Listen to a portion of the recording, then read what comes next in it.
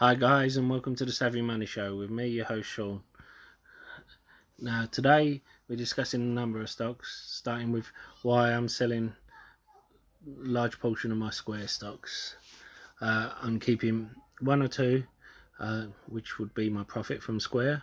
If you remember, I did a video on Square in April, May time, saying when it was about $80. I did another one in June saying this stock's ready to 5x, and I still believe it's a disruptor because of Cash App. Now, it still has room to grow because of Cash App, but the reason why, now the area is just too bloated. Now, you have PayPal, who have Venmo, and to tell the truth, people do not realise, they think, oh, Venmo, they haven't done anything, but when a company like PayPal take over Venmo, they dissect it, and it takes about a year for them to actually bring to its fruition and start growing it. Now, if PayPal wanted to, they could throw money at it and make it like Cash App, and they're probably looking to do that, which is why they haven't done anything with Venmo at the moment. Why they haven't changed anything. Behind closed doors, they probably are changing things, but they're not updating it with those changes. And to tell the truth, look at the price of PayPal to Square, you're also getting PayPal with it, who are guaranteed as a payments processor for eBay. The other thing is, Apple has spent $100 million acquiring soft firm MobiWave to combat Square. Now, I do think that Square are still disruptive with Cash App, but the reason for their growth has been direct deposits and the cut in the times for direct deposits. No offence, in the UK we don't have all this 3 and 5 day waiting period. Everyone says to us, all the companies say to us, can take up to 7 days, but it's more or less instant. You know, it's only if you're going with like a small bank or what we call a bad bank that these deposits take so long, and because they make money by holding your money and not releasing it to you. Over in America, things are a bit different. You've had if you watch the film, brilliant film with Tom Hanks, Catch Me If You Can, you'll see there's so much fraud that they keep it for security purposes. Now, of course, you've got Izettle as well. You've got so many card readers. Now, I said before, I invested in a cryptocurrency firm. They're not just a cryptocurrency firm, they're a firm that also have a card reader. So you're getting this coming into the market as well. So you basically, it's bloated. Cash App is innovative, yes, but I think, and I love Jack Dorsey, but if I was him, I'd be a bit worried at the moment. He's having a few issues with Twitter, which is going to take all his focus, and Square, I think that they need to be on top of this, be constantly innovating to prevent people taking them overtaking them. And remember, likes of Visa or MasterCard, they could easily at any time throw money and create their own Cash App alternative. and push them out of the game. But at the moment they're not big enough of a threat to them. And a lot of their businesses comes from small business, which will have been hurt during this period. Will have affected them. The only thing saving them is this stimulus money, people wanting their direct deposits, the stimulus money quicker, and people signing up for it. Once the stimulus money goes away, we'll see how many of them stay. Anyway, I do like Square. I've been banging the drum about them, but I am worried. We know what Apple's like. What happens if Apple doesn't allow Square on their network? Or, you know, what happens if you know, if they try to push them off the network or push them to the back? And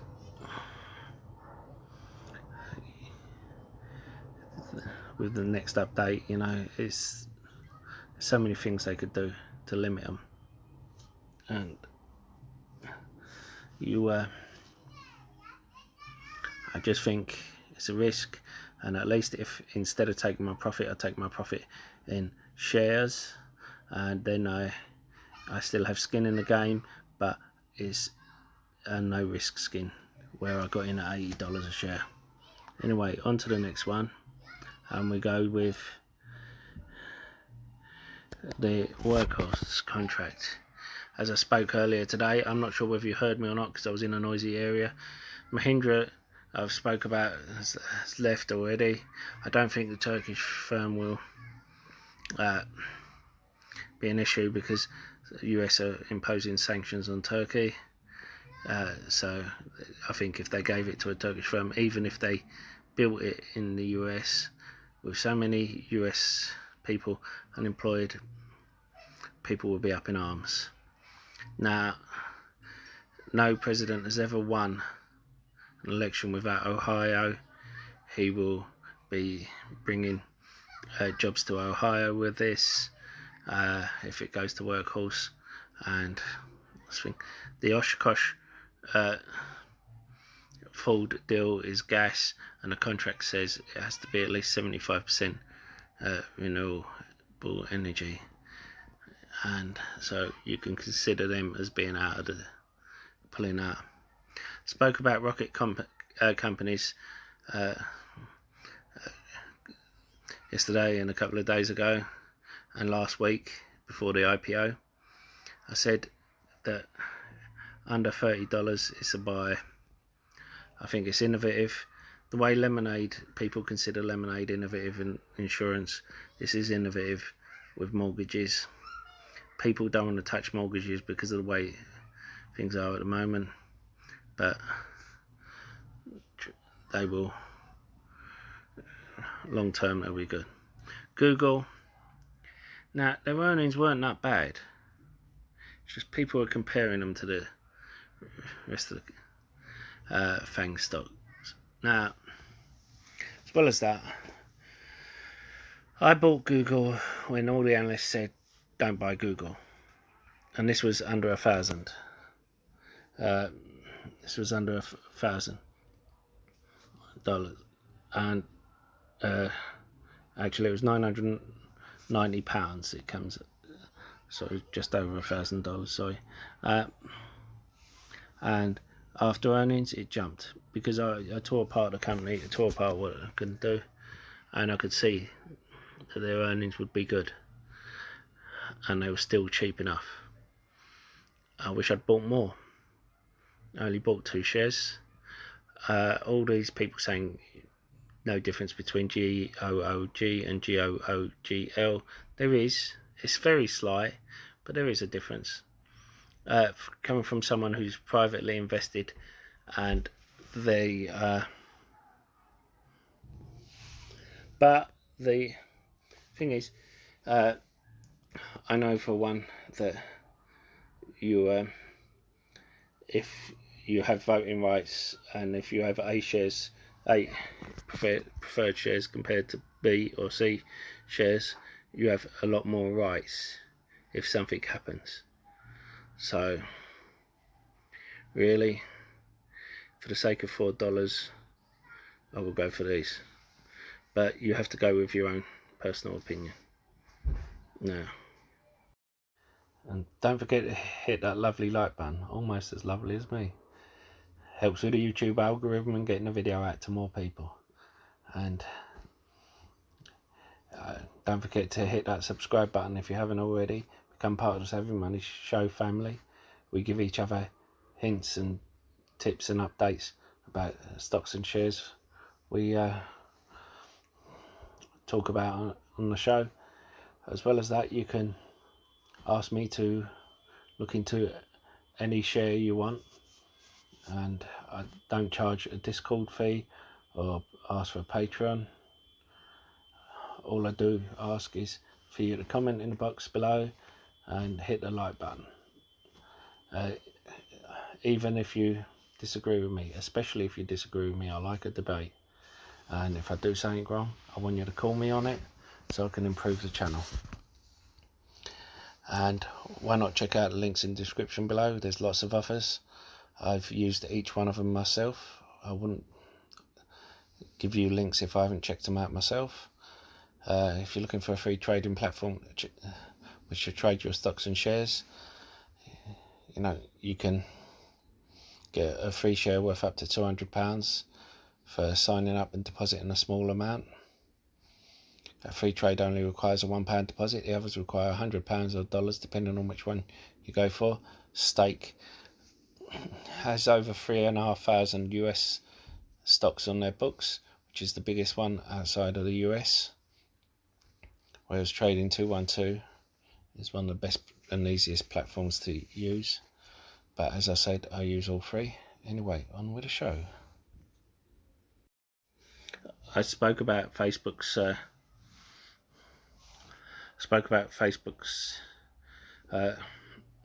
alternative to TikTok. Now, if TikTok don't get taken over by Microsoft and get banned, that will do nothing but good for Facebook. If Microsoft take them over, then it's good for Facebook to have a challenger for them, and so they don't run away with the game. Speaking about the Microsoft TikTok deal, I have looked into it further. Now, we have how do I put it? I originally thought the reason Fastly went down was in case TikTok got banned, and if they didn't get banned, Microsoft would use Azure instead of Fastly. But then, and considering they pay a lot to Fastly, that may still happen. But if you look at the other side of the coin, Microsoft acquired BuyAGift, and BuyAGift still use Fastly service. So I went through all their customers Fastly, and might be a case of Microsoft think Fastly provide a better service. Well, you can stay with them. We're not buying you for so you use our service anyway. We're buying you for your user base and your ad revenue, potential ad revenue. Now, it might be a case of once Azure gets faster, that they do take it away from Fastly. But bear in mind, if Fastly, I think, is a buy at this level, even if TikTok gets taken away. If TikTok doesn't get taken away, they're definitely a buy, purely because Fastly will rise on the back of them. I picked up Fastly pre-earnings. I picked up more post-earnings because, I mean, look at them. You know, now they have dropped 30% on the back of a 12% customer. might be leaving them. Well, let's say 12% customer is 70 to 80% sure to leave, whether it's a ban or going to Microsoft. So if it was 100% that this 12% customer is leaving them, you would understand 20% drop. 30%, it's a bit silly. You know, you're looking at it. Sorry, that was the wrong one. So you're looking at it around about, yeah, June. So you're picking it out in June's figures before it had its spike up. Now, it had a good earnings, remember that. It beat on earnings. So even without TikTok. But you have to make your own mind up. Now, we have, look, I can talk all night about stocks, there's so many. And to tell the truth, my kids were surprised. Remember, I started this with my kids, as a project with my kids. And when I told them how many subscribers I had, they were surprised. And my kids were, you know, this is all down to you guys. This channel would be nothing without you guys, and I love every one of my subscribers. If you haven't subscribed already, please do. It helps, really helps the channel out. And if you want to use the links in the description below, that also helps support the channel. But you know, same with Dropbox. Now Dropbox, now we can look at Zach's. Now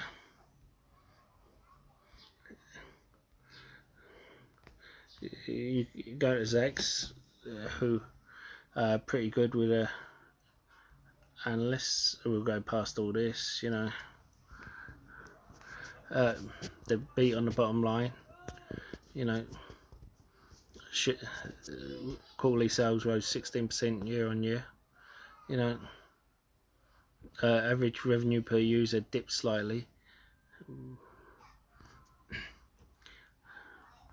the CFO, long-time CFO, will be stepping down,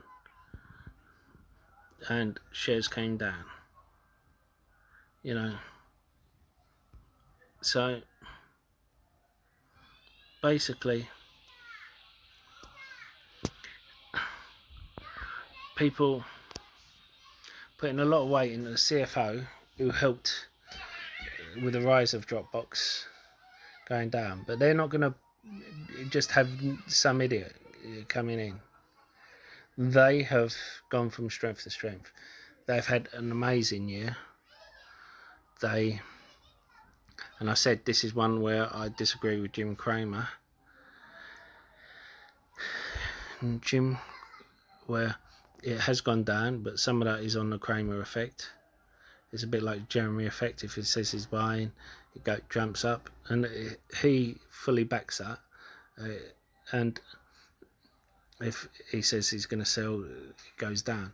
Same with Kramer, such a following, and rightly so. He's an intelligent man and a man of conviction.